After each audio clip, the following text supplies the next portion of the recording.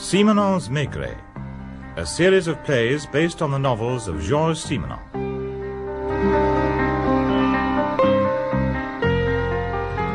I've always felt grateful, Jules, to whatever ministerial deity was responsible, that you were never transferred to the Rue des Saussets. Why exactly, Georges? Because I've never really appreciated the way security chaps work.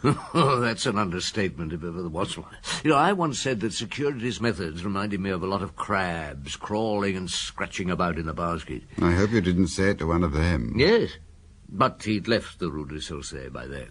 Like so many, he had to leave or face being kicked out. Benoit was his name. Now, that was the one time I found myself involved in security and hence in politics. The missing report business, was that it? It was.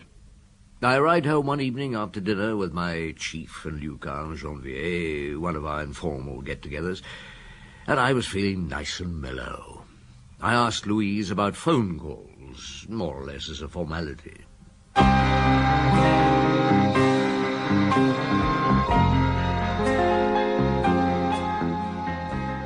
Maurice Denham as Jules Maigret, Michael Gough as Georges Simenon, and Peter Pratt as Auguste Poin in Maigret and the Minister, translated by Maura Budberg and adapted for radio by Frederick Bradman.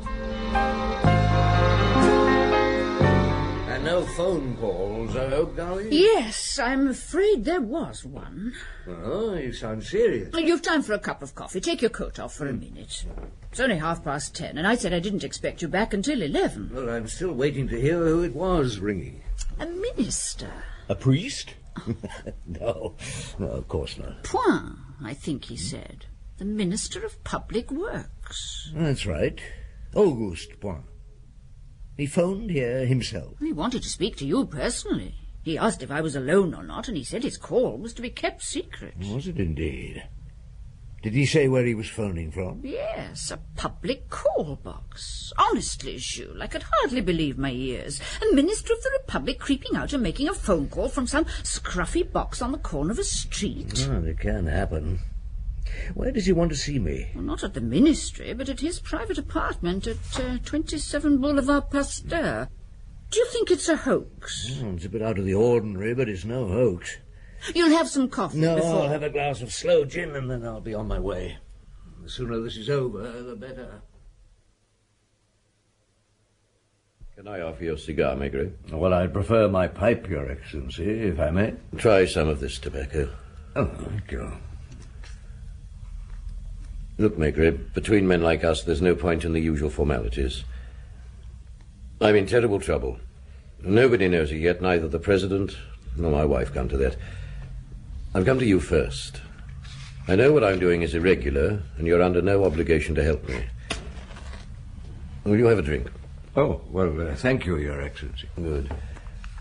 I think that the use of my title is not necessary at the moment. Very well, monsieur. These are some homemade spirits. My father distills some every autumn. This bottle must be 20 years old. Will you try it? I shall be delighted. Do you read the newspapers, Maigret? Oh, when the world of crime allows me the time to do so. Your health. Ah, thank you. And yours. This was in the Globe a few weeks ago. I've marked the paragraph. Will someone one day decide, under pressure of public opinion, to reveal the contents of the Calam report? When revealed, it's likely to bring the government down, some people think. So when will it be published? The Calam report. On what, monsieur? A report written by a distinguished engineer, Julien Calam, who died a couple of years ago, on the building of the Clairefonds Sanatorium. The Clairefonds Sanatorium for Abandoned Children. The same.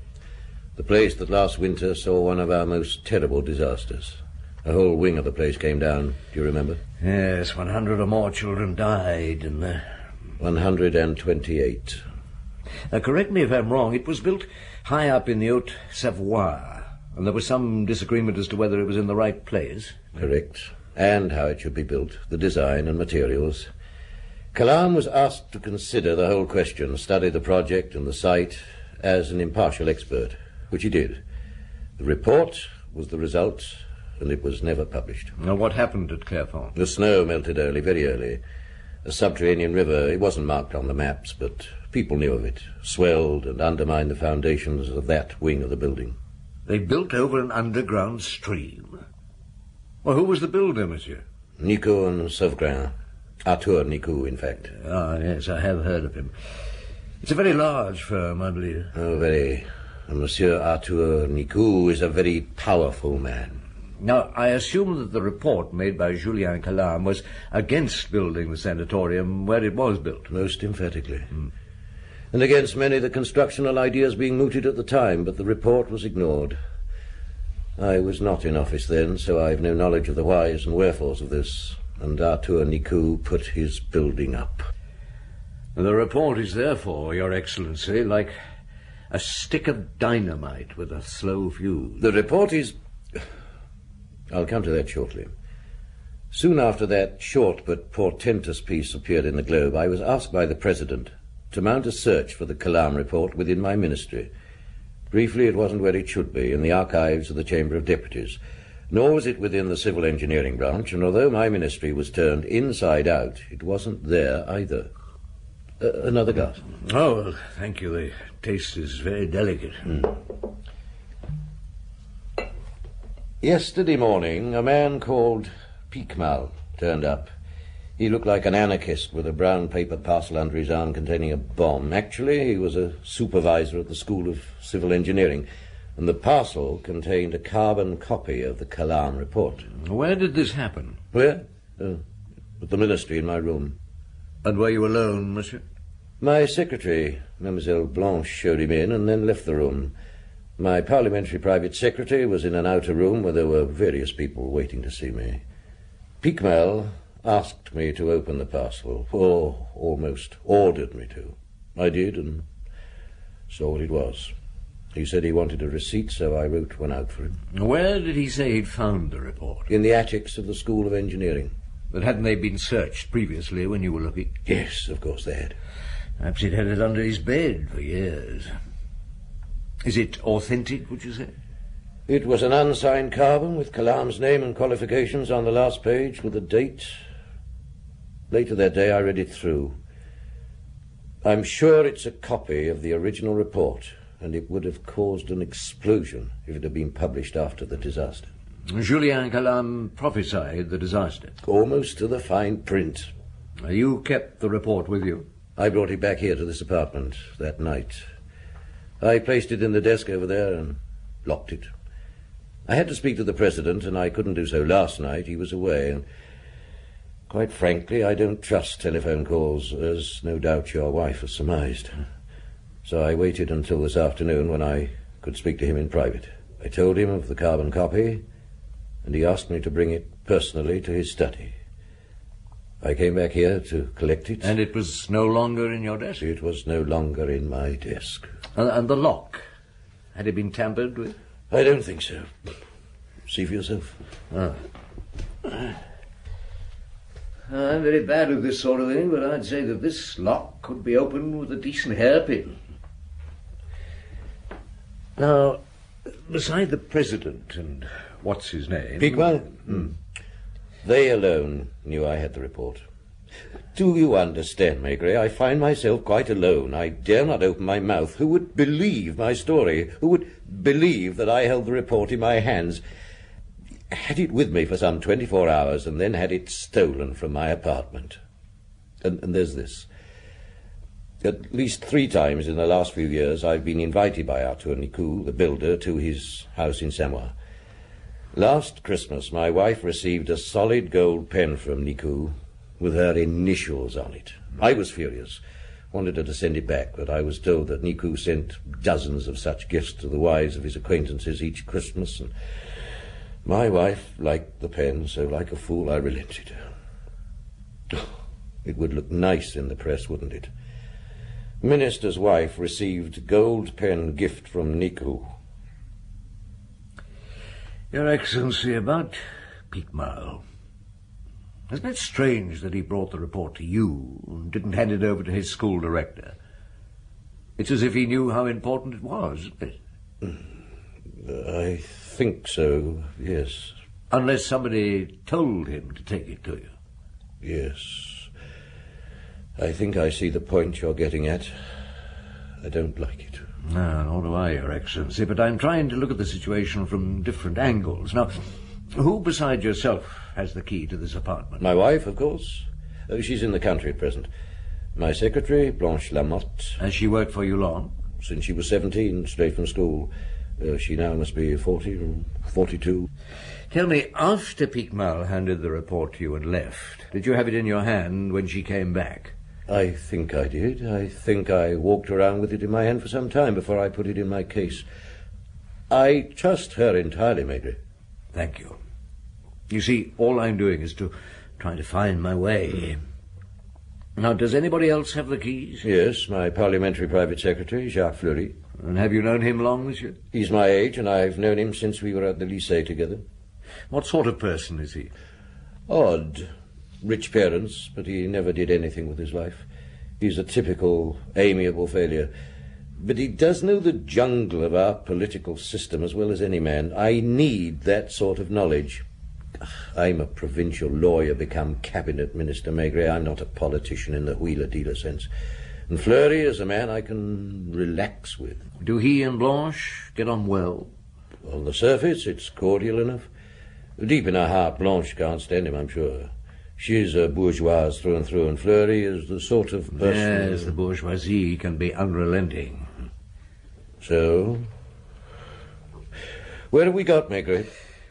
To this hypothesis, Your Excellency. Quite out of the blue, you're presented with a copy of the Calam report, which seems genuine and which disappears immediately afterwards. Now, this seems to me to be a way of discrediting you and the government by claiming that the report was in your hands but has been suppressed or conveniently lost. Now, all I have to do is to find the thing and the thief who took it. And I have to tell the President that it's been stolen. Late though it is, I shall go there now. Thank you, Maigret. You've eased my mind. I'm in your hands. My poor old friend. A cabinet minister's fate placed in your hands. I must admit, on my way home, I did wonder what had hit me. I take it that you felt you could trust Point. Oh, yes. He was no double-dealing politician, Georges. There was a strong affinity between us. We came from the same sort of country background. We were of the same age and size. And I had the curious sensation that if I'd had a brother, he would have been not unlike Auguste Point. I think he realized the affinity, too. And the people around him. Were they to be trusted?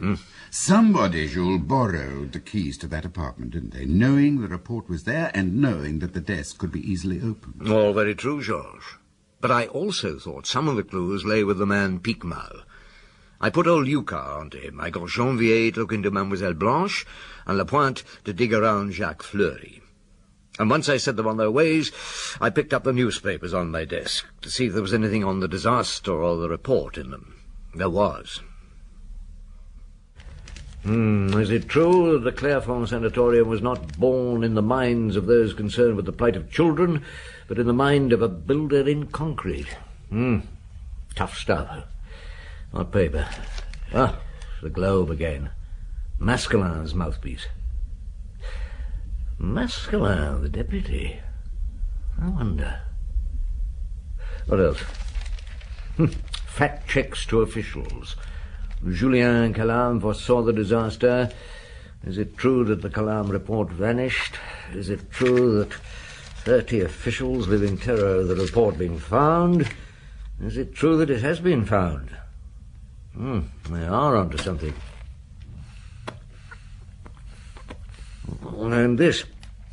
We want to know, is the Calam report still in the hands of the person to whom it was given recently, or has it been destroyed? Where is the Calam report? Poor Auguste Point. What the hell has got it in for him? Joseph Mascalin? Why? Come in. Oh, hello, Janvier. You're back quickly. What's up?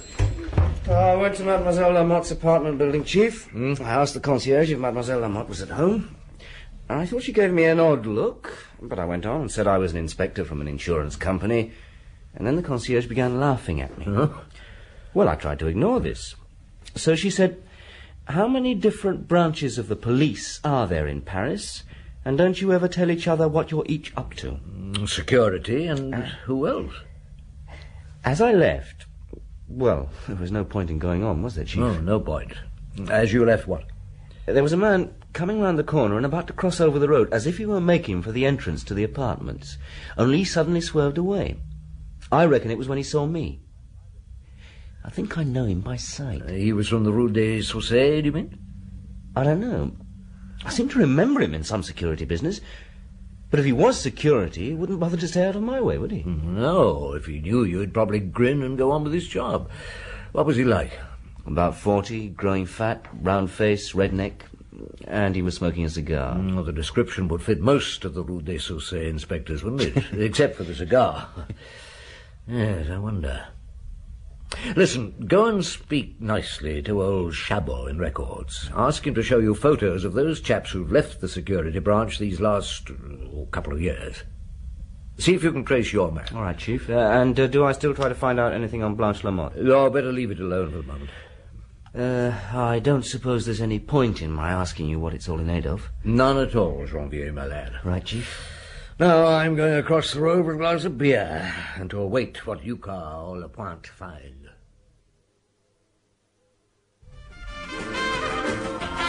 Who did you say you were? If you turn the music off, you won't have to lip read. I think I'm a wee bit deaf. And at my age, that's serious. You are Jacqueline Page, the actress. Oh, you've made my day. Who are you, you lovely man? I'm Inspector Lapointe of the Quai des Orfèvres, and I'm making some inquiries of a routine nature about Jacques Fleury. Does this happen often? That I join in the chorus that poor old Jacques is inquired into. That Monsieur Fleury is investigated? Twice yesterday, 2 at a time. Oh, dear. I feel rather a fool. I mean, nobody tells anybody else what's going on. I told Jacques last night, and he said they were from Rue des Saussayes. So, you're different. You're from the other place. And you're younger and rather dishy, really. Come and sit down on the couch beside me. Oh, do come on. I won't bite you. Not at once. What did they want to know? What do you want to know, Inspector Lapointe? Well, who are the sort of people he associates with? Are they respectable, for instance? Are you sitting on your pistol by any chance, Inspector? I don't carry a pistol, mademoiselle. Oh, you look so uncomfortable. Do relax. What sort of people does Jacques associate with? He associates with me, monsieur. And I'm young enough to be his daughter, and I can assure you, not at all respectable. You have friends in common, mademoiselle? Oh, yes, lots, and a jolly bad crowd they are. Film people, models, musicians, journalists, radio and television directors, all the riffraff of Paris. And, of course, Jacques has his connections on the senior side of politics. He keeps those to himself. Is he sometimes short of money, temporarily? Oh, Cherie, he's always short of money. He does have a wife, you know, and 2 kids out in the suburbs somewhere. But in his job, people give him credit, give him a lot for nothing. I don't, of course. I'm expensive to run. Yes. Does he talk about his work to you? Not much. Bellyache sometimes about the hours. The last 2 from the security mob wanted to know if he brought documents home here and worked on them in the evenings. And what did you tell them? That we had better things to do in the evenings than look at documents. It serves them right for asking. But he's not in any trouble, is he? Real trouble? He hasn't been stupid, has he? Oh, no, mademoiselle. To be honest with you, I don't know myself what it's all about. Can I get you a drink? You must stay for a while. I get so lonely.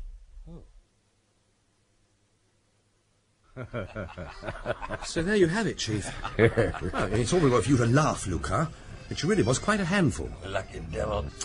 I must say, Chief, Jacques Fleury doesn't match up with my idea of a PPS. No, young mistress, short of money, fast friends. Bloody good material for a little corruption, Chief, I'd say. Yes, I wonder how much. Oh, never mind. Anything else, Lapointe? No, not really. I suppose security are keeping a watch on Jacqueline's place for their own reasons. Was there somebody outside? Yes, I think so. He moved off when I came out. What was he like? 40 or so. Fat but strong-looking, fat face. Had a cigar. Whoever he is, he certainly gets aroused. He is security, isn't he?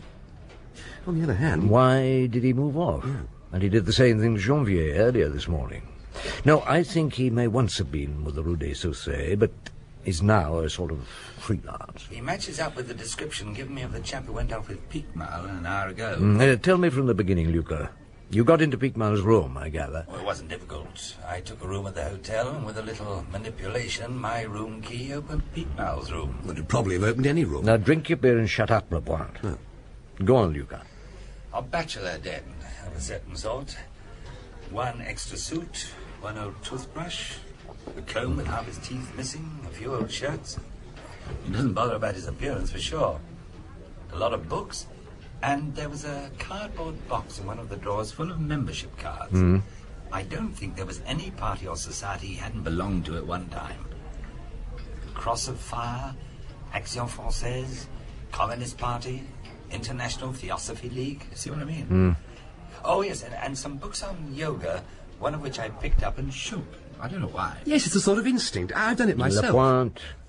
Sorry, Chief. But this fell out of it, Chief. Oh, thank you. Chamber of Deputies, dear sir. Thank you for your note. I'm greatly interested in what you tell me, and we'll be glad to see you tomorrow around 8 p.m. at the Brasserie du Croissant au Montmartre. I beg you not to mention the matter in question to anybody until then. Addressed to H. Piquemal and dated last Thursday. That's 5 days ago. Signed, yes, hard to tell. But I wouldn't be surprised if it wasn't Joseph Mascona. Thank you, Luca.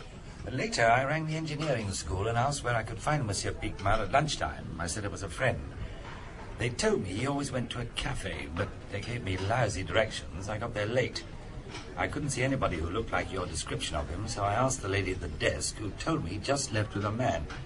She'd noticed, because in all the years Piquemal had been coming to the cafe for lunch, this was the only time she could remember him not leaving alone. And the man was fat, 40, round-faced? I'm afraid she thought he looked like a copper, only he smoked a cigar. Evidently, he came in after Piquemal, went up to him, and after a short conversation, they left together. Luca, you have the number of the school. Ring and ask to speak to Piquemal. If he's there, put the receiver down. Yes, Chief. But you don't think he will? No. This is important, isn't it, Chief? In a way it is. For one man it is, and it isn't murder. And if we don't succeed, the government could fall. I see. Government could fall. Is that all? Hell's bells. As you say, hell's bells. A cabinet minister is being set up as a scapegoat. It's quite a cunning plan, with all sorts of advantages for the person setting it up. Jacques Fleury is part of the plan, I'm sure. Sooner or later, we'll have to take him in and ask him some questions. Yes, Luca? Hasn't been seen since he went to lunch. They can't imagine what's happened to him. It's the first time in 20 years that our Monsieur Piquemal has not turned up for his lecture, and without a word of explanation. They wonder if he's had an accident. No, I don't think it was an accident. Piquemal is operating under his own steam, but with help. And while I'm on the subject, Luca, there's a Madame Calam, the widow of one Julien Calam, living at 77 Boulevard Raspail. Now go and have a word with her. Ask her if Piquemal called to see her recently, and if he wanted to see her late husband's papers. Madame Calam. So, this is the missing Calam report we're looking for, is it? The Calam report. The Clairefonds disaster business. You've guessed it. But I didn't tell you. Lapointe, I want you to go to the Boulevard Pasteur, where our minister has an apartment. Question the tenants on his floor, will you? Yes. Maybe somebody saw a man going into number 27 on Tuesday morning and can give us a description. Yes, Chief. Yes, the poor wretched minister is waiting to see me, besieged by the press and with the president breathing down his neck. What's he like, Chief, this minister? Well, he's rather like me. Only I'm not in politics. Hello, Chief Inspector. So, you're in on it, are you? In on what? That's what we'd like to know. Chief Inspector Maigret. I'm Jacques Fleury. The Minister is waiting to see you. Now you've told them that you're Fleury. Oh, so you are in on it, Maigret. Chief Inspector. Come on, get me out of here. I think why we don't kick them out. I mean, come on, give us a break. Chief Inspector Maigret, Your Excellency. Do you want me to stay? No, Jacques. Come and sit down, Maigret. Oh, thank you. I'll be in the other office then, where there are no reporters. Well, Maigret, as you can see, the hounds are baying, Eh? and the President won't accept my resignation. We found this letter in Pique Mal's hotel room. Thank you. So, Pique Mal got in touch with Maskelin, did he? So it seems, Your Excellency. Pique Mal has, I suspect, gone into hiding with somebody looking after him. Hiding from what? Well, from my chaps and myself. We'd like a talk with him, you know. I'm sure you would. I find myself surprisingly calm, Maigret. I'm likely to be run out of political life in the next 48 hours, disgraced and so on. And somehow I don't care. Well, in 48 hours I should be able to discover who stole the report. It's your job to hold out until then, Your Excellency. I will, Maigret, I will. 48 hours, eh? So Maskelin has been behind this from the beginning? Yes, Maskelin, the professional crusader. The obvious person for a nutcase, if you'll excuse the expression, to turn to. Pique Mal would never trust authority. One can't blame him. Not entirely. And Maskelin sent him to me with the report. He did. I'm sure he took a photocopy of the thing first. Then he'll probably challenge the government quite soon. Well, unless he prefers to profit from what he knows to increase his influence, Your Excellency. I thought you knew little of politics. Well, I'm learning. I've discovered how important the Maskelins of this world are. Now, I'd say he has a passion for power, and he's used his reputation as a merciless crusader for truth and justice as a base for his power. That's quite true. He set me up, as you say, didn't he? I have the feeling that there's a personal element in this. Is there? I once snubbed him in public a long time ago, but it's not the kind of thing he'd forget or forgive. You think he took a photocopy? Yes, he would. The Maskelins of my world live by the photocopy and the tape recording, which means even if we find the stolen carbon, Maskelin will still have the material. If I can get the report back, that won't matter, Your Excellency. You'll be in the clear. And the government will have to publish, or... Well, surely it should be published, Your Excellency. If I were allowed the decision, Maigret, but I'm not. No, thank you for giving me your time. Thank you, Maigret. Do your best. Hold out for 48 hours. I can't promise you to find the report, but I'll be damned if I don't put my hand on the person who got into your apartment and stole it. That at least is my profession. Fine words, Jules. Could you do it? I was pretty sure, you know, Georges. So they weren't empty words. And you had the Maigret team rushing around in all directions. No, in proper directions, please, Georges, and to a purpose. First, Janvier came up with a name and a picture of our gentleman with the cigar. He was one Benoit. Do you recall him? Benoit, but of course. He had to leave security after a very unsavory business that was also political. Girls and secrets, wasn't it, in some way? Yes, it was, and Benoit was lucky not to be behind bars for a few years. Now he was out of the police and working as a private dick. He was seen going into Auguste Point's apartment, by the way, on the morning in question. Lapointe found an eyewitness? The ladies liked Lapointe. And this lady, who lived on the same floor as the minister, wouldn't, I'm sure, have remembered nearly so well without Lapointe's gentle attentions. And we showed her a picture of Benoit. She was sure it was the one. And Lucas was visiting Madame Calam, wasn't he? He was. That's where Pique Mal found his copy of the report, all right. You mean, while the whole government machine was looking for the thing, it was with Madame Calam? Or a copy was? How obvious. It was, wasn't it? Among the late professor's papers. Pique Mal studied under him at one time, and he presented himself at the widow's apartment and asked to look for some old study papers. She let him help himself. So a lot of things were tied up. All you had to do was find Benoit and Pique Mal. Now, Janvier was pretty sure he knew where they were. Somebody had tipped him the wink. Before we picked him up, I had to meet Joseph Maskelin, just for the sake of it. I knew he lunched each day at a particular restaurant, so I decided to do the same.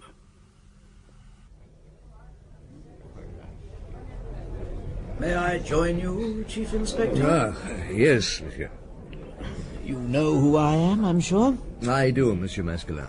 I was going to phone you today, but seeing you here... Well, I came here hoping to have a word with you. I saw in the press this morning that you're working on the missing Calam report. The stolen Calam report. You know it's been stolen, do you? I know that the carbon copy Piquemal obtained from Madame Calam has been stolen. I believe I know how and by whom. Piquemal wrote to me. I know he did. Presumably he brought the copy to you. He left it in my office with my secretary. I didn't touch it, Chief Inspector. I don't play with dynamite. I told him to take it to the ministry concerned. And did you think he would? With his sort, there's no knowing. With his sort, it's necessary to watch what they do. Yes, monsieur? If you mean what I think you mean, Chief Inspector, then I think you're being rather foolish. I'm not the man to make an enemy of. Yes, so I've been told. I find it strange, Monsieur Masquelin, that knowing the importance of Piquemal's find, you didn't contact the ministry yourself at once. The trouble it would have saved. I'm a busy man, Chief Inspector. I haven't the time to deal personally with many things brought to me by the public. And yet you knew this was political dynamite? And there wasn't another copy of it to be found anywhere because the other copies had probably been destroyed to save a lot of necks? Really, monsieur, you surprise me. If you choose not to believe me, Maigret, that is your privilege. If you choose to believe I'm a fool who'll swallow any old cock and bull story because it comes from a man of some importance, that is your privilege. I don't think this little talk is going to do you any good, Maigret. No, it's ruined a good meal.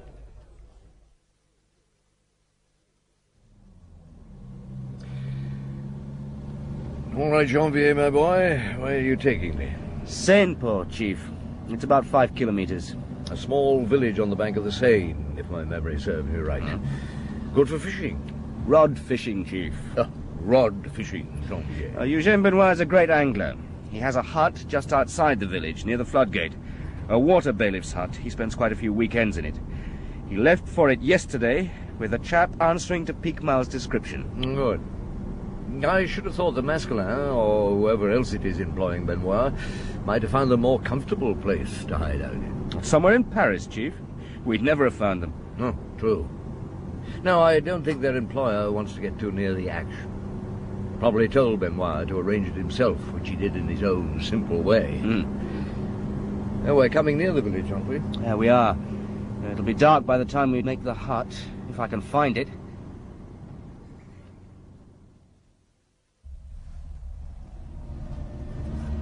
That must be it, Chief. Yeah. There's a light in the window. It's a decent-sized hut, I must say. Oh, there's the path. I'll pull in here.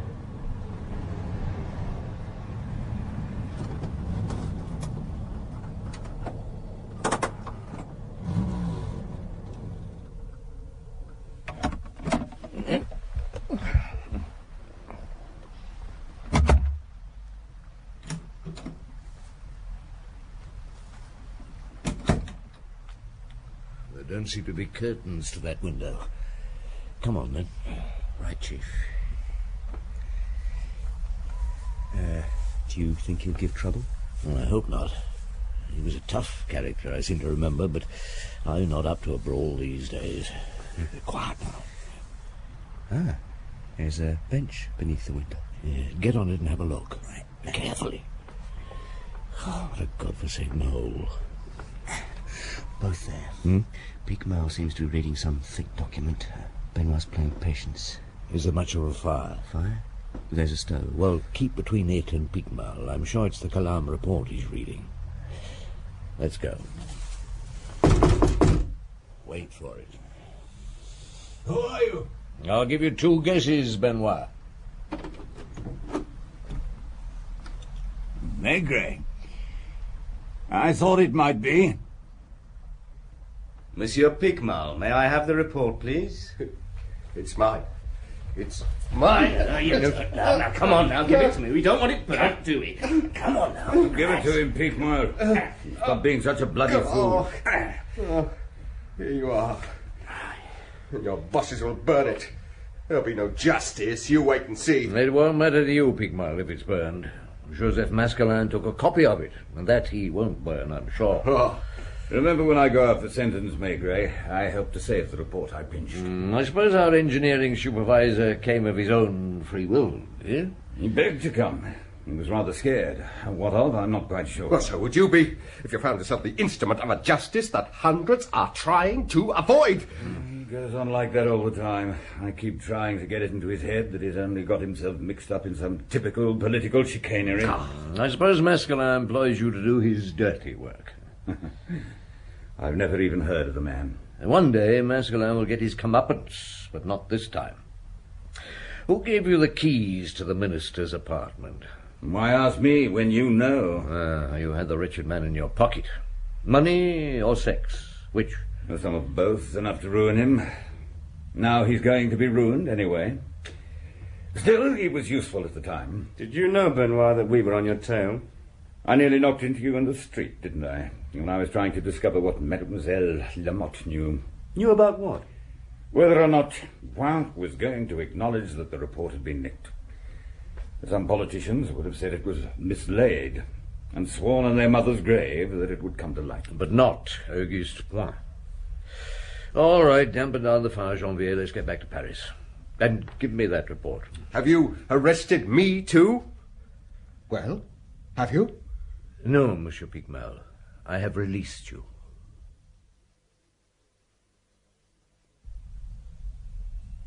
Come and sit down, Maigret. Thank you, Your Excellency. Well, 48 hours is almost up. I know. I've come to return the Calam report to you. You found the copy that was stolen from my apartment? Yes, but I'm afraid... Where's the report now? You have it with you? Well, I left it with Monsieur Fleury on my way in. Let's have Fleury in then with the thing. No, before you have him in, may I tell you what I must about Fleury? Huh? It's unpleasant. Go on. Well, I'm afraid I shall have to take him to the quay and charge him. I felt that you should know first.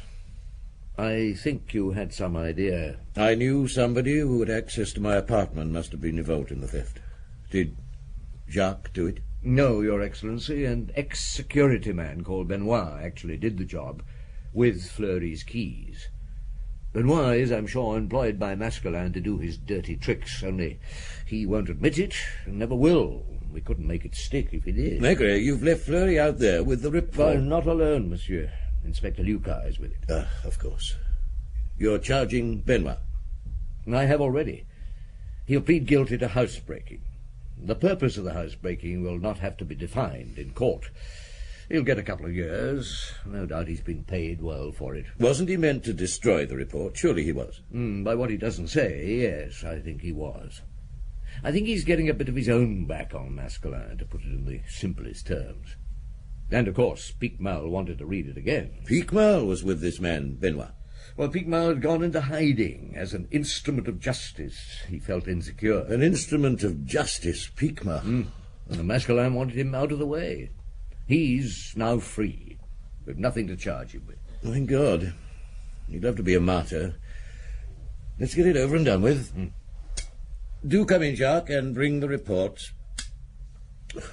So much of this is my fault. Your Excellency? Why did you have to do it, Jacques? Your Excellency? We picked up your friend Benoit last night. He still had the report. I shall have to take you from here and charge you with conspiring to cause a crime to be committed. Is that all, Chief Inspector? Not betrayal of my appointment and my old friend. You should. I deserve more than just a criminal charge. Why did you have to betray, Jacques? There may be some security charge, Fleury. That's not up to me. And I can't charge you with moral turpitude, thank the Lord. I'm sorry, Auguste. Benoit had me in his pocket. I swear to you I didn't know what he was after. It would have made no difference. You'd still have given him the keys, wouldn't you? Yes, I had no choice. Or rather, I wouldn't make the choice. What a ghastly mess I've made of my life. Do take me away, Chief Inspector. If I stay here any longer, I'll burst into tears. Lucas is all yours. Right, Chief. Let's leave the building as if we're just going out for a beer, eh?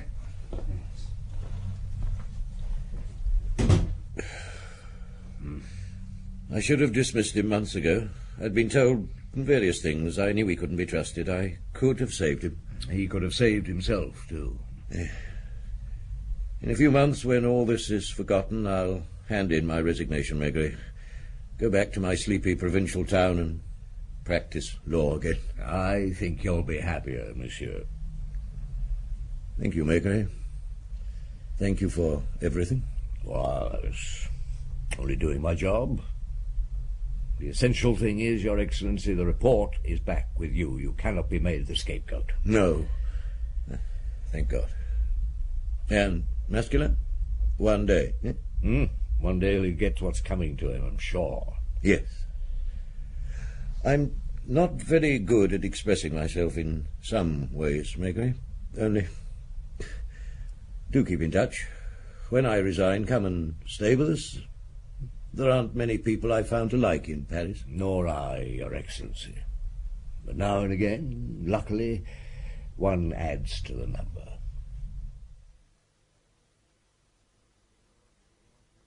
Well, Jules, so you wrapped it up. Or did you? Oh, I only wrapped up the immediacies, Georges. The rest was a long story. Some of which I know nothing of, and none of which was a police matter, I'm glad to say. I seem to remember something connected with Joseph Masculin. Didn't he find himself in court? What was it? Well, I can't recall in detail, but he took on more than he could chew, and the rich and the important turned and smote him. That was it. The Lyon industrial people. He was made to look a fool and fine. So there was only a slow eclipse for him, no martyrdom. And the others? The Picmal moved off somewhere. He probably imagined he was some sort of prime target. Fleury killed himself, finally. Benoit is to be seen doing his shady work in dark corners still. He got 2 years. He was out in 1. Auguste Point, I visit from time to time in his pleasant house in a sleepy town. They didn't publish the report, did they? No. So he had a chance to resign on a principle. And the report has been forgotten, eclipsed by other scandals. Such is our political life. Which Point is happily out of and should never have been in. He was too nice a man, Jules, and he didn't want to hurt his old friend. And he didn't understand that he could be used. He had honor, where there's precious little honor. A nice man, and a good friend.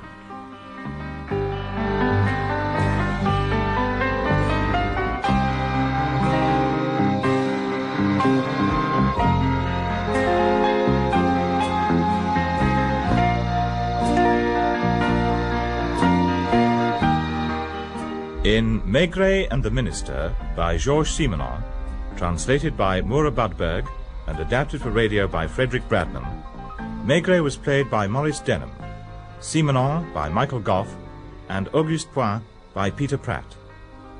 Janvier, Sean Barrett, La Pointe, John Rye, Lucas, Brian Haynes, Madame Maigret, Irene Sutcliffe, Jackie, Shirley Dixon, Fleury, Rod Beecham, Masculin, Timothy Bateson, Benoit, Bruce Beebe, Picmal, Walter Hall. The play was produced and directed by Betty Davis.